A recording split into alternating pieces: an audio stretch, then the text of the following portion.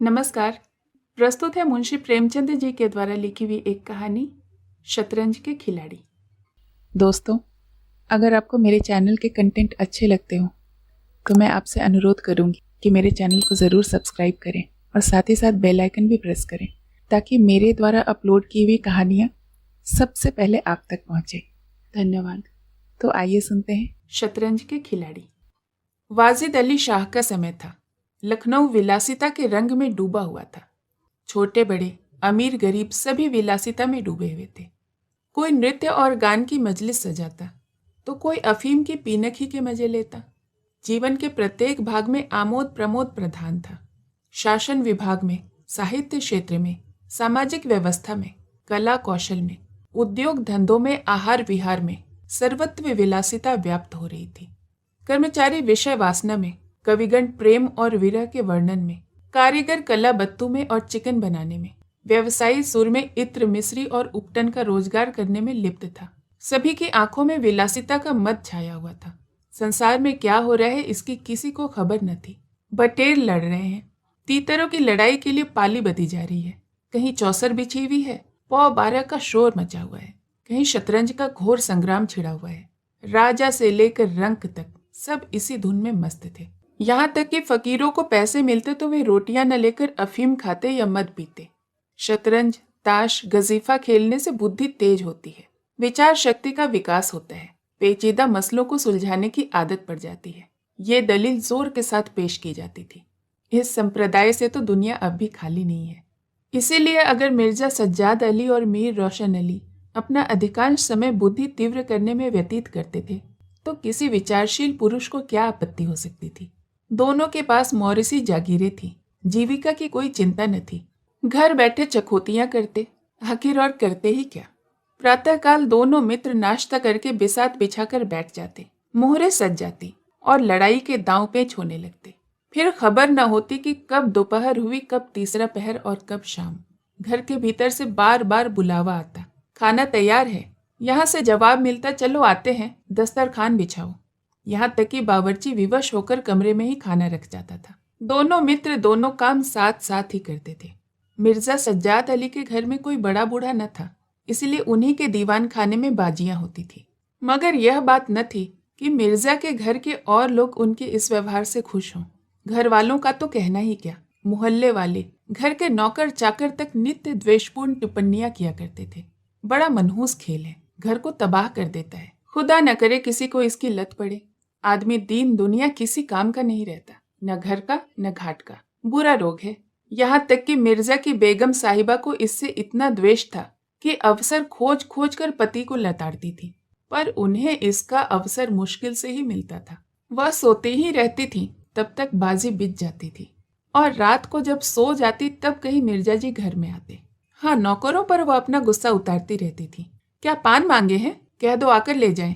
खाने की फुर्सत नहीं है? ले जाकर सिर पर पटक दो, खाएं चाहे कुत्ते को खिलाएं। पर वह रूबरू कुछ नहीं कह सकती थी। उनको अपने पति से उतना मलाल न था जितना मीर साहब से। उन्होंने उनका नाम मीर बिगाड़ू रख छोड़ा था। शायद मिर्जा जी अपनी सफाई देने के लिए सारा इल्जाम मीर साहब के ही सर थोपते थे। एक दिन बेगम साहिबा के सिर में दर्द होने लगा। उन्होंने लौंडी से कहा, जाकर मिर्जा साहब को बुला लो, किसी हकीम के यहाँ से दवा ले आए, दौड़ जल्दी कर। लौंडी गई तो मिर्जा जी ने कहा, चल अभी आते हैं।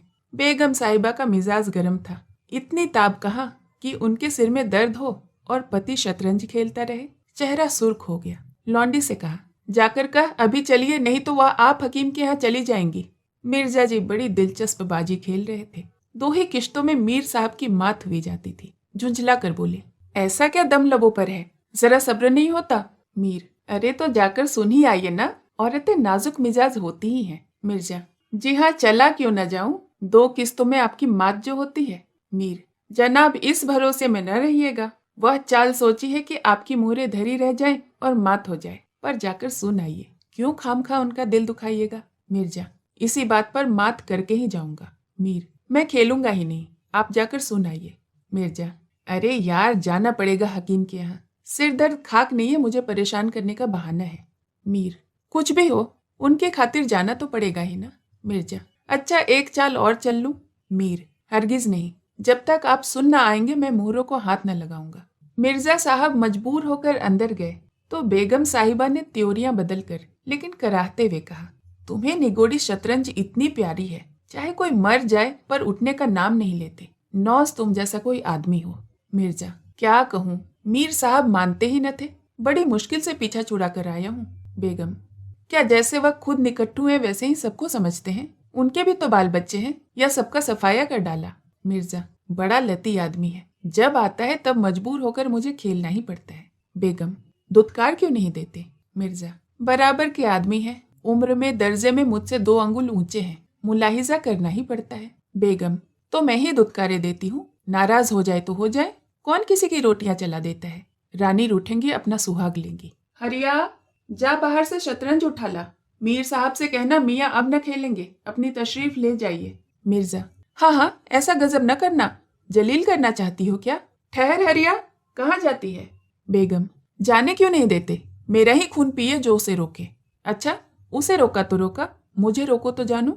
यह कहकर बेगम साहिबा झल्लाई हुई दीवान खाने की तरफ चल पड़ी। मिर्जा बेचारे का रंग उड़ गया, बीवी की मिन्नतें करने लगे, खुदा के लिए तुम्हें हजरत हुसैन की कसम है, मेरी ही मैयत देखे जो उधर जाए। लेकिन बेगम ने एक न मानी। दीवान खाने के द्वार तक गईं, पर एकाएक पर पुरुष के सामने जाते हुए पांव बंद से गए। भीतर झांका, संयोग से कमरा खाली था। मीर साहब ने 1-2 मोहरे इधर उधर कर दिए थे और अपने सफाई जताने के लिए बाहर टहल रहे थे। फिर क्या था, बेगम ने अंदर पहुंचकर बाजी उलट दी। मोहरे कुछ तख्त के नीचे फेंक दिए और कुछ बाहर, और किवाड़ अंदर से बंद करके कुंडी लगा डाली। मीर साहब तो दरवाजे पर ही थे। मोहरे बाहर फेंके जाते देखे और चूड़ियों की झनक कान में पड़ी। फिर दरवाजा बंद हुआ तो समझ गए कि बेगम साहिबा बिगड़ गई हैं। चुपके से घर की राह ले ली। मिर्जा ने कहा, तुमने गजब कर दिया। बेगम, अब मीर साहब इधर दिखे तो खड़े खड़े निकलवा दूंगी। इतनी लौ खुदा से खाते तो वली हो जाते। आप तो शतरंज खेलें और मैं यहाँ चूल्हे चक्की की फिक्र में सिर खपाऊं। जाते हो हकीम साहब के यहाँ या अब भी तामुल है? मिर्जा घर से निकले तो हकीम के घर जाने के बदले मीर साहब के घर पहुंचे और सारा वृतांत कह सुनाया। मीर साहब बोले, मैंने तो जब मोहरे बाहर आते देखा तभी ताड़ गया, फौरन भागा। बड़ी गुस्सेवर मालूम होती हैं, मगर आपने उन्हें यूं सिर चढ़ा रखा है, यह मुनासिब नहीं। उन्हें इससे क्या मतलब कि आप बाहर क्या करते हैं? घर का इंतजाम करना उनका काम है, दूसरी बातों से उन्हें क्या सरोकार? मिर्जा, खैर यह तो बताइए कि अब कहाँ जमाव होगा? मीर, इसका क्या गम है, इतना बड़ा घर पड़ा हुआ है, बस यहीं जमे। मिर्जा, लेकिन बेगम साहिबा को कैसे मनाऊंगा? घर पर बैठा रहता था तब तो वह इतना बिगड़ती थी, यहाँ बैठक होगी तो शायद जिंदा ही न छोड़ेंगी। मीर, अजी बकने दीजिए, 2-4 रोज में आप ही ठीक हो जाएंगी। हाँ, आप इतना कीजिए कि आज से जरा तन जाइए। मीर साहब की बेगम किसी अज्ञात कारण से मीर साहब का घर से दूर रहना ही उपयुक्त समझती थी, इसीलिए वह उनके शतरंज प्रेम की कभी आलोचना नहीं करती थी, बल्कि कभी कभी मीर साहब को देर हो जाती तो उल्टा याद दिला दिया करती थी। इन कारणों से मीर साहब को भ्रम हो गया था कि मेरी स्त्री अत्यंत विनयशील और गंभीर है। लेकिन जब दीवान खाने में बिसात बिछने लगी और मीर साहब दिन भर घर में रहने लगे तो बेगम साहिबा को बड़ा कष्ट होने लगा। उनकी स्वाधीनता में बाधा पड़ गई।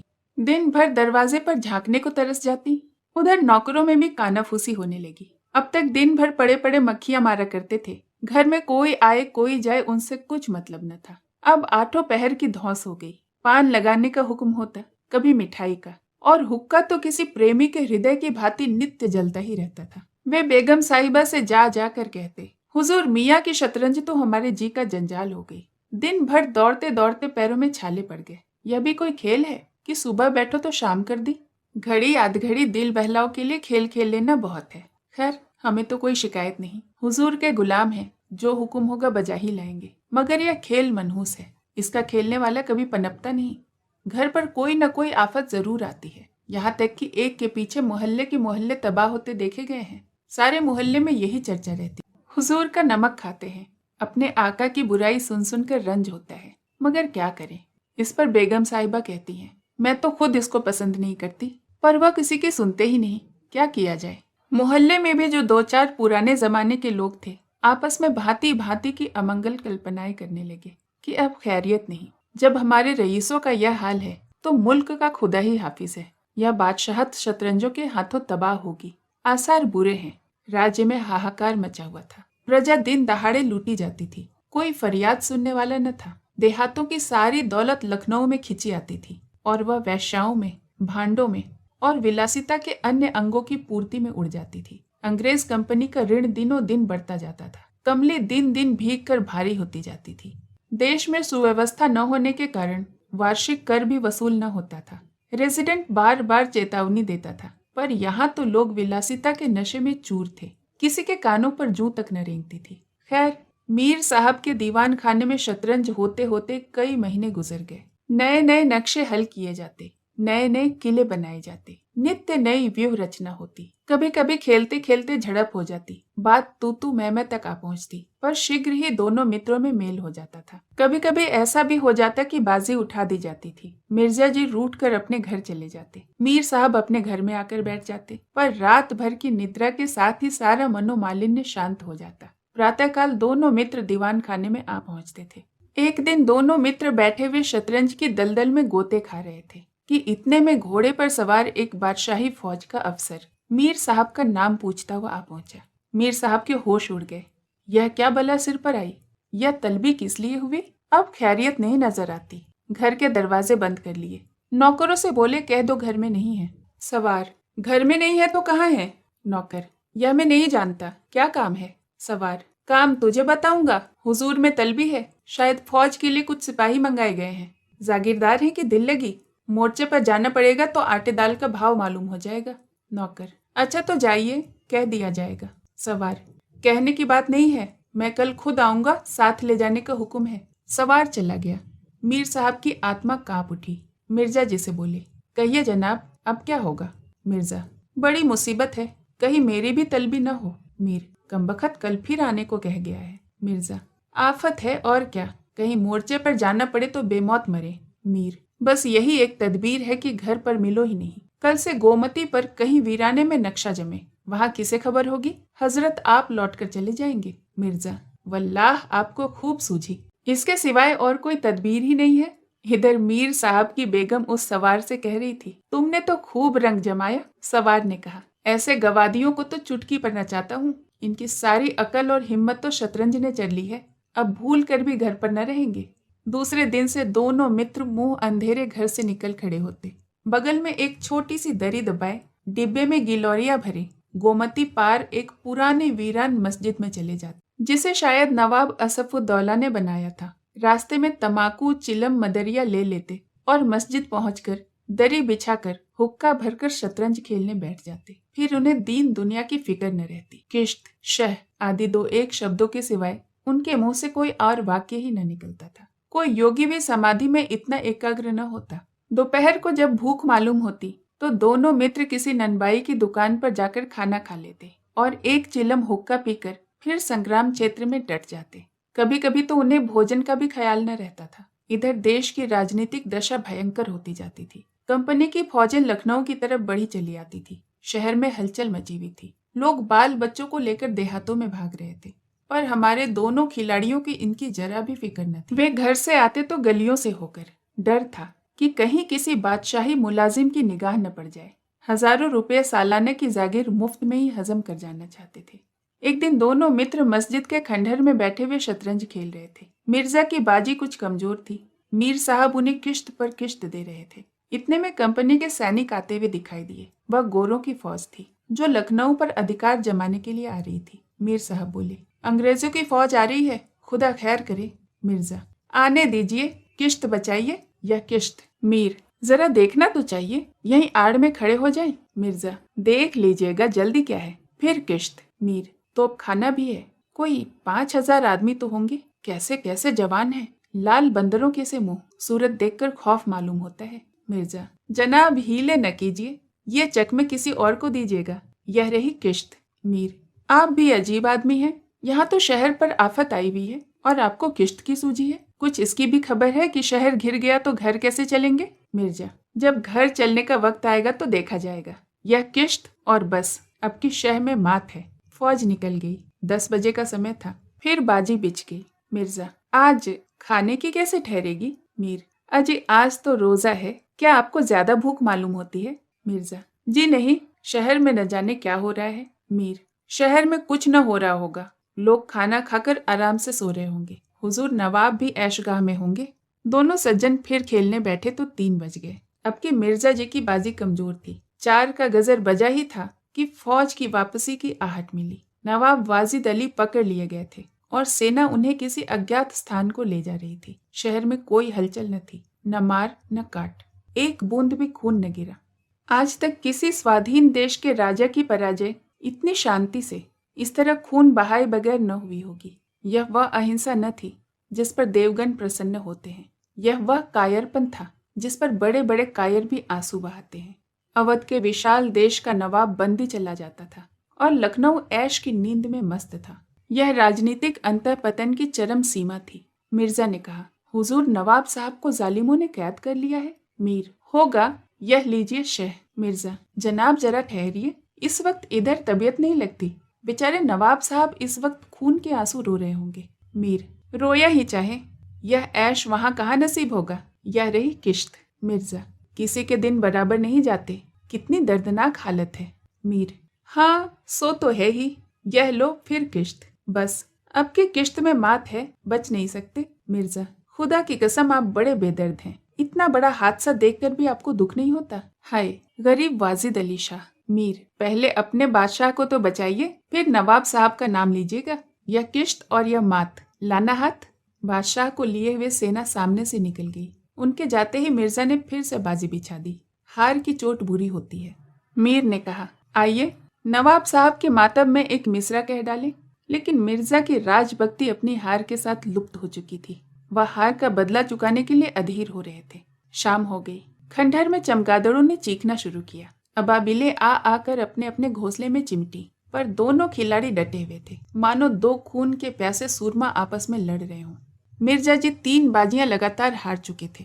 इस चौथी बाजी का रंग भी अच्छा न था। वह बार बार जीतने का दृढ़ निश्चय करके संभल कर खेलते थे, लेकिन एक न एक चाल ऐसी बेढब आ पड़ती थी जिससे बाजी खराब हो जाती थी। हर बार हार के साथ प्रतिकार की भावना और भी उग्र होती जाती थी। उधर मीर साहब मारे उमंग के गजले गाते थे, चुटकियां लेते थे, मानो कोई गुप्त धन पा गए हों।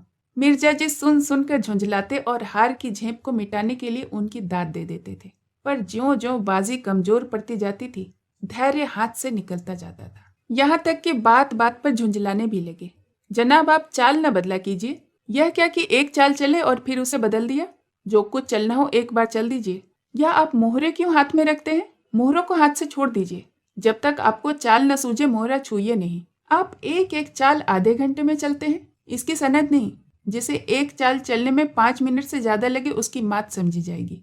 फिर आपने चाल बदली, चुपके से मोहरा वहीं रख दीजिए। मीर साहब का फर्जी पिटता था। बोले, मैंने चाल कब चली थी? मिर्जा, आप चाल चल चुके हैं, मोहरा वहीं रख दीजिए उसी घर में। मीर, उस घर में क्यों रखूं? मैंने हाथ से मोहरा छोड़ा ही कब था? मिर्जा, मोहरा आप कयामत तक न छोड़ें तो क्या चाल ही न होगी? फर्जी पिटते देखा तो धांधली करने लगे। मीर, धांधली आप करते हैं, हार जीत तकदीर से होती है, धांधली करने से कोई नहीं जीतता। मिर्जा, तो इस बाजी में तो आपकी मात हो गई। मीर, मुझे क्यों मात होने लगी? मिर्जा, तो आप मोहरा उसी घर में रख दीजिए जहां पहले रखा था। मीर, वहां क्यों रखूं? नहीं रखता। मिर्जा, क्यों न रखिएगा, आपको रखना होगा। तकरार बढ़ने लगी। दोनों अपनी अपनी टेक पर अड़े थे। न यह दबता था न वह। अप्रासंगिक बातें होने लगी। मिर्जा बोले, किसी ने खानदान में शतरंज खेली होती तब तो इसके कायदे जानते। वे तो हमेशा घास छीला करते थे। आप शतरंज क्या खेलिएगा? रियासत और ही चीज है, जागीर मिल जाने से कोई रईस नहीं हो जाता। मीर, क्या घास आपके अब्बाजान छीलते होंगे? यहाँ तो पीढ़ियों से शतरंज खेलते चले आ रहे हैं। मिर्जा, अजय जाइए भी, गजीउद्दीन हैदर के यहाँ बावर्ची का काम करते करते उम्र गुजर गई, आज रईस बनने चले हैं। रईस बनना कोई दिल लगी नहीं है। मीर, क्यों अपने बुजुर्गों के मुंह पर कालिख लगाते हो? वे ही बावर्ची का काम करते होंगे। यहाँ तो हमेशा बादशाह के दस्तरखान में खाना खाते चले आए हैं। मिर्जा, अरे चल चरकटे, बहुत बढ़ बढ़ कर बातें न कर। मीर, जबान संभालिए वरना बुरा होगा। मैं ऐसी बातें सुनने का आदी नहीं हूँ। यहाँ तो किसी ने आंखें दिखाई कि उसकी आंखें निकाल ली, और ये हौसला।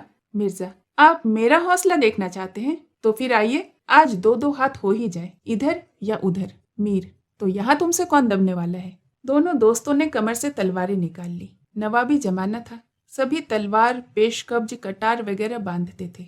दोनों विलासी थे, पर कायर न थे। उनमें राजनीतिक भावों का अंतःपतन हो गया। बादशाह के लिए और बादशाहत के लिए क्यों मरे, पर व्यक्तिगत वीरता का अभाव न था। दोनों जख्म खाकर गिर पड़े और दोनों ने तड़प तड़प कर वहीं जाने दे दी। अपने बादशाह के लिए जिनकी आंखों से एक बूंद आंसू न निकला, उन्हीं दोनों प्राणियों ने शतरंज के वजीर की रक्षा में प्राण दे दिए। अंधेरा हो चला था, बाजी बिछी हुई थी। दोनों बादशाह अपने अपने सिंहासनों पर बैठे मानो इन दोनों वीरों की मृत्यु पर रो रहे थे। चारों तरफ सन्नाटा छाया हुआ था। खंडहर की टूटी हुई मेहराबें, गिरी हुई दीवारें और धूल धूसरित मीनारें इन लाशों को देखती और अपना सिर धूनती थी। कहानी सुनने के लिए बहुत बहुत धन्यवाद।